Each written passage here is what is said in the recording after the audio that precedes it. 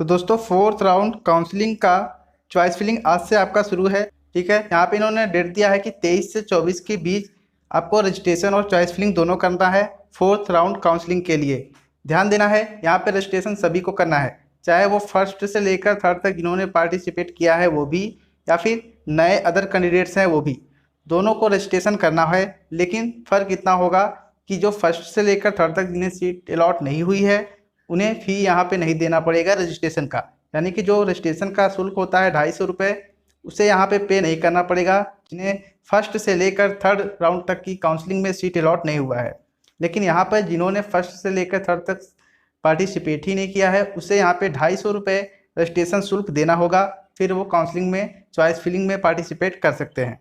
ठीक है, और साथ ही साथ आपको एक चीज़ और ध्यान देना है कि इस बार यहाँ पे यूपी डोमिसाइल के साथ साथ अदर स्टेट के भी कैंडिडेट्स हैं वो भी काउंसलिंग यहाँ पे अपना करा सकते हैं। यानी कि जो फोर्थ राउंड का काउंसलिंग चल रहा है इसमें उत्तर प्रदेश के साथ साथ अदर स्टेट के भी स्टूडेंट शामिल रहेंगे आपके साथ। तो यहाँ पे इन्होंने जो चॉइस फिलिंग का जो ऑप्शन था वहाँ पे इन्होंने लिमिटेड कर दिया है। पहले आप अनलिमिटेड कॉलेज को लॉक कर सकते थे, लेकिन इस बार इन्होंने बस कॉलेज को लिमिट करके केवल 10 कॉलेज आपको बोला है कि आप 10 चॉइस फिलिंग कर सकते हैं, और इन्हीं 10 कॉलेजों में से कोई एक कॉलेज आपको अलॉट होगा, वो भी आपके अपने रैंक के हिसाब से आपको मिलेगा। ठीक है, अगर नहीं मिलेगा तो आपको अगले चरण की काउंसलिंग में पार्टिसिपेट करने को मिलेगा। लेकिन अगर इस राउंड में आपको सीट अलॉट हो गई है तो आपको अदर काउंसलिंग में पार्टिसिपेट करने को नहीं मिलेगा। हर हाल में आपको ये वाली सीट तो लेनी ही पड़ेगी। ठीक है, लेकिन इस काउंसलिंग में कुछ लोगों के डाउट्स ये भी हैं कि क्या सर यहाँ पे जिन्होंने एंट्रेंस एग्ज़ाम नहीं दिया है वो भी पार्टिसिपेट कर सकते हैं? तो बिल्कुल भी नहीं, यहाँ पे वो कैंडिडेट्स बिल्कुल भी पार्टिसिपेट नहीं करेंगे जिन्होंने एंट्रेंस एग्ज़ाम नहीं दिया है। यहाँ पे वही कैंडिडेट्स जो है पार्टिसिपेट करेंगे जिन्होंने एंट्रेंस एग्ज़ाम दिया है। उनके लिए जिन्होंने एंट्रेंस एग्ज़ाम नहीं दिया है आगे की काउंसलिंग में है वो मैं आपको बताऊंगा कि कब से आपको पार्टिसिपेट करना है।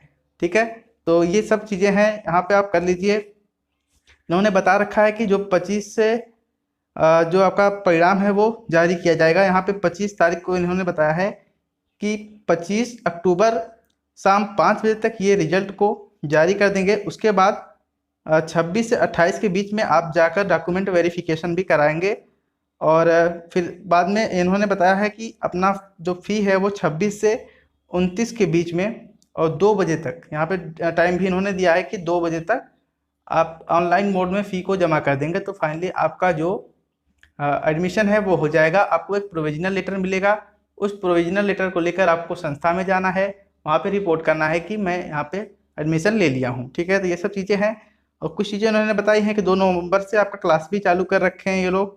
ठीक है, तो 2 नवंबर से आपका क्लास भी चलने वाला है, और वहाँ पे आपको रूम भी देखना पड़ेगा, रहना है, हॉस्टल लेना है कि नहीं लेना है। ठीक है, हॉस्टल कैसे मिलता है वो आप कॉलेज में जाएंगे तो वो लोग आपको बताएंगे। एक फॉर्म होगा उसे आपको फिलअप करना होगा, आपका पूरा डिटेल उसमें एड्रेस भी होगा। ठीक है, और आप कितनी दूर से बिलोंग करते हैं ये सब चीज़ें उसमें मैटर करती हैं। उसी के हिसाब से जब आप क्लास लेने लगेंगे, फिलहाल आपको 1 महीना तो 15 से 20 दिन मान के चलिए आपको बाहर ही रहना है अदर रूम में।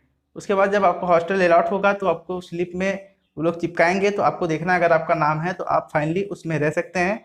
आपको हॉस्टल का फ़ी भी देना पड़ेगा। ठीक है, ये फ़ी आपका स्कॉलरशिप में इंक्लूड होकर आ जाता है, लेकिन जो मेस चार्ज है वो आपको देना पड़ेगा।